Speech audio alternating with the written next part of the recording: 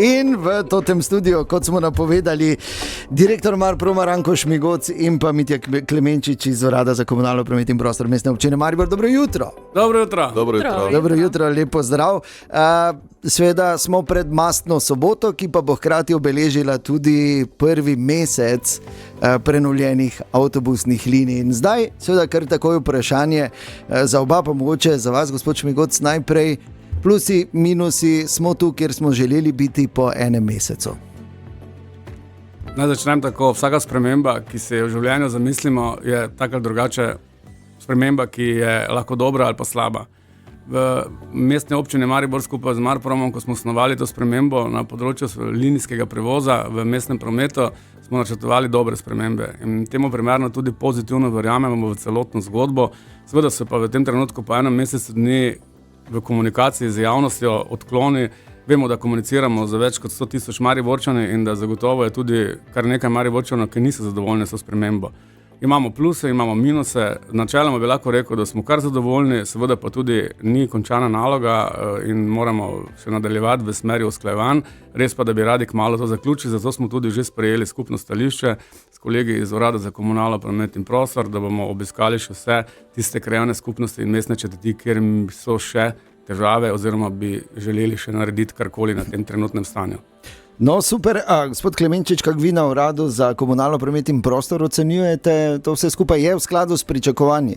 Je v skladu s pričakovanji. Mi smo že 2 leti to zadevo planirali, imeli smo ankete po gospodinstvih, imeli smo vključevanje javnosti preko javne razgrnitve in moramo priznati, da trenutni komentarji ne letijo toliko na sam potek linij, ampak izključno na vozne rede. Se pravi, vozni redi so tisti, ki so živa stvar. Se pravi, to pomeni, da so linije kot take dobro zasnovane. Sveda me zanima tudi ena stvar, na nekaterih linijah je recimo bila tudi zelo glasna kritika, da niso usklajeni odhodi in prihodi z šolskimi urniki. Zdaj, kaj to je bilo prej usklajeno slučajno ali to pač samo vprašam? Pri planiranju voznih redov smo zagotovo upoštevali generalne urnike osnovnih in srednjih šol. Dejstvo je, da so se kasneje pojavile določene odstopanja, zato smo tudi takoj stopili v kontakt z vsemi šolami in pripravili neke vrste popravke, ki so zdaj prilagojeni, kar pomeni, da so vse šole v Mariboru že prilagojene za voznimi redi. Šlo je za odstopanje za nekaj minut, ampak teh nekaj minut je bilo kritično, zato nismo želeli tvegati ali pa vztrajati pri svojem stališču in smo raje prilagodili, dodajali vmes še dodatne odhode. Skratka, ne morem skoraj več govoriti o tem, da smo naredili kakšno luknjo zdaj, oziroma da še ostala kakšna večja luknja, mogoče kakšna malenkost, ampak v veliki večini so vse te zadeve zdaj popravljene. Ok, tako da je usklajeno seveda tudi s tem. Še načrtujete kakšne dodatne prilagoditve glede na vse te odzive, ki jih ni bilo malo, ne? Seveda so še vedno v teku določene spremembe, pa kot sem rekel, si želimo počasi zaključiti to. Dejstvo pa je, da bi moral opozoriti pa na nekaj pomembnega. V okviru teh sprememb, katere bo verjetno kolega Klemenčič lahko več povedal v sami strategiji in zasnovi, smo načrtovali močne glavne linije in pa povezovalne linije, ki se navezujejo na to, kar pomeni, da imamo več kombinacij, ampak tako kot znamo v tujini biti promptni, pa znamo uporabiti od podzemne železnice, letala, taksija, avtobusa, trolejbusa, tramvaja, whatever, smo v bistvu mogoče v Mariboru še na tem področju malenkost bolj togi, ampak verjamem, da se bodo ljudje počasi to tudi navadili, ker obstaja ta možnost in obstaja tudi kombinacije. Tudi ljudje še se niso soočili z krožnimi linijami, kar pomeni, da vozijo avtobusi v obe smeri in da je možno taktizirati bolje. Ampak za vse te stvari je tudi potreben čas, da to tudi razumemo in zato tudi v bistvu poskušamo čim več komunicirati z javnostjo. Ja, ste računali mogoče, kako dolgo bo ta čas ravno teh prilagoditev, o katerih je govoril gospod Šmigoc, ne? Ker tu mora počasi biti tudi malo drugačen mindset, ne? Zdaj verjetno pri teh mlajših generacijah je lažje, starejši so pa pač navajeni in vemo, navada je železna srajca. Seveda, mladi so se hitro prilagodili, ne, se pravi, pri starejši populaciji pa opažamo kar določen stres, ki se je pojavil pri teh spremembah. Sploh prvi teden, ravno zaradi tega smo tudi na občini naredili brezplačne prevoze, prve 3 dni teh sprememb, da so ljudem mogoče malo olajšali to potovanje. Zdaj po 3-4 tednih pa se počasi situacija umirja in gredo ljudje tudi ti starejši nekako na te na stare navade in upam, da bomo čim prej se prilagodili. Ja, prej sam gospod Šmigoc tudi že kar nakazal vprašanje za vas, torej glede te strategije in vsega skupaj, da bi pač več povedali. No? Tako se pravi, celotna koncept linije je nastavljen v bistvu, če smo čisto odkriti, po vzoru nekih podzemnih železnic. Pravi, sama schema je tako narejena. Je tudi zgleda tako, ja, sama schema, sama mobilnostna karta, tudi imena linije nekako tako, niso več imena linije, ampak ime linije je tudi po smereh nakazano, se pravi po končnih postajah.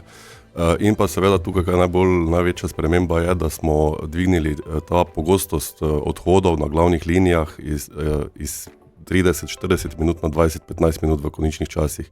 S tem smo pokrili več kot 65% prebivalcev, se pravi več kot 65% prebivalcev v Mariboru ima visoko frekvenco odhodov, se pravi v jutranjih konicah na 15-20 minut in to je tisti glavna prednost te spremembe.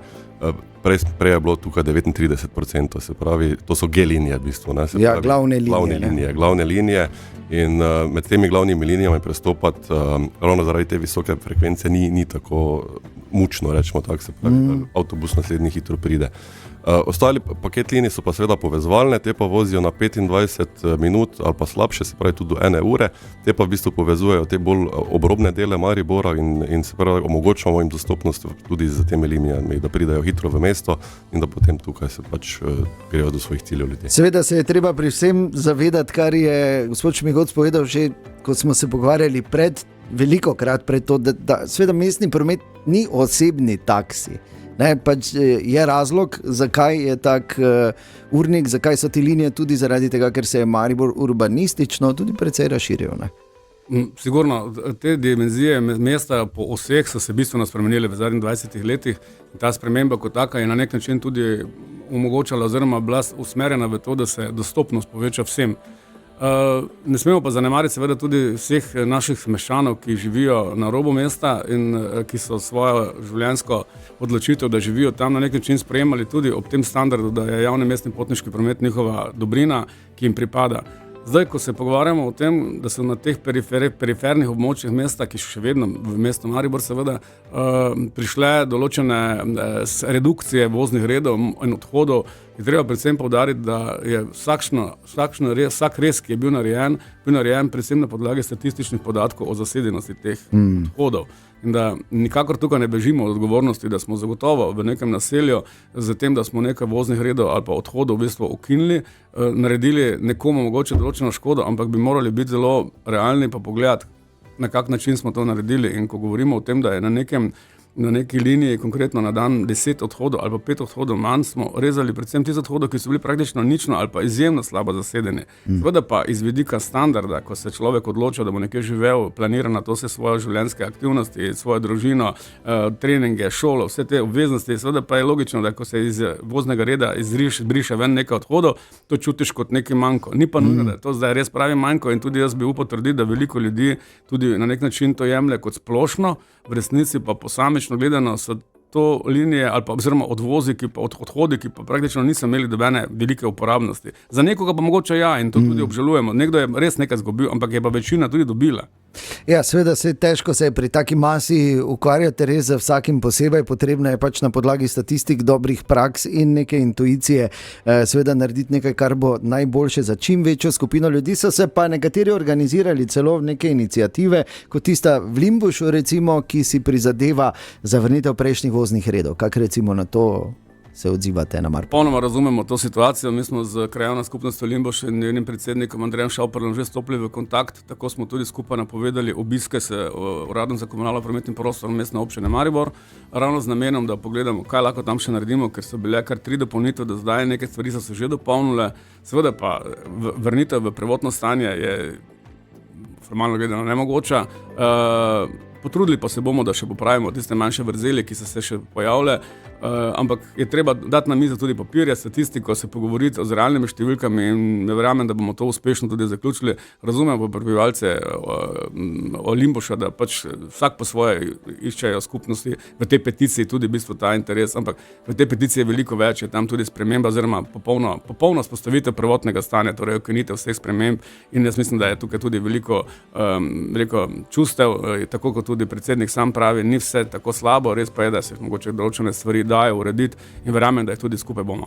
Jaz tudi verjamem, sploh glede na to, kako potekajo stvari, kako delujete, da boste pri Marpromu zagotovo našli eno rešitev. Kako dolgo pa še lahko pričakujemo v bistvu ta razna prilagajanja oziroma te spremembe?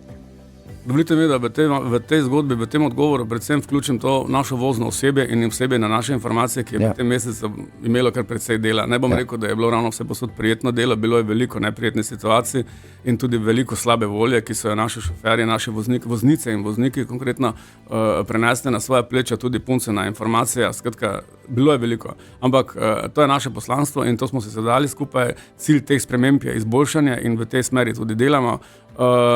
Verjamem, da se bodo te spremembe zdaj počasi zaključile. Verjamem, da imamo še en delček, ki ga bomo dokončali. V ponedeljek gre še zadnji paket ven, oziroma lahko bi rekel zadnji iz naše strani in sedaj velja, če lahko temu rečemo, samo še super finish. Aha, ok, se pravi samo še tisto zadnje pegljanje po robovih. Zadnje poliranje. Eno vprašanje, gospod Klemenčič, kako razmišljate oziroma kako boste rešili na uradu za komunalno promet in prostor Mestne občine Maribor, zdaj 2 novi postaji sta pri Europarku. In zdaj se dogaja, da večkrat sploh mladina laufa tu prek 4 pasovnice, ker se pač, ne vem, pripeljejo, grejo za foro pri Slaviji gor in tam dol čez Titov most in polaufajo preko. To je zna biti tudi kar nevarno. Vemo, da je narobe, ampak... Ja, to se je že dogajalo prej. Ja, prej se je že dogajalo, pa res, da se zdaj število teh prehodov povečalo.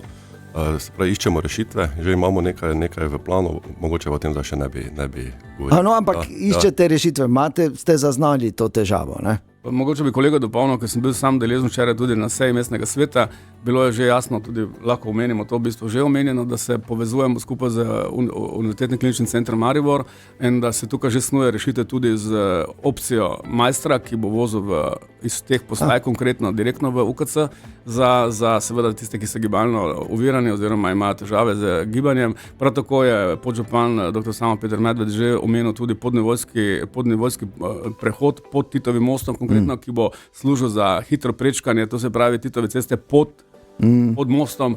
In hkrati je tukaj še tretja verzija, ki pa je z stopniščem, katero se snuje skupaj z UKC-em, to smo včeraj tudi jasno javno slišali, kjer bo možno posebno na tem severno-vzhodnem delu UKC-ja tudi vstopati po novem.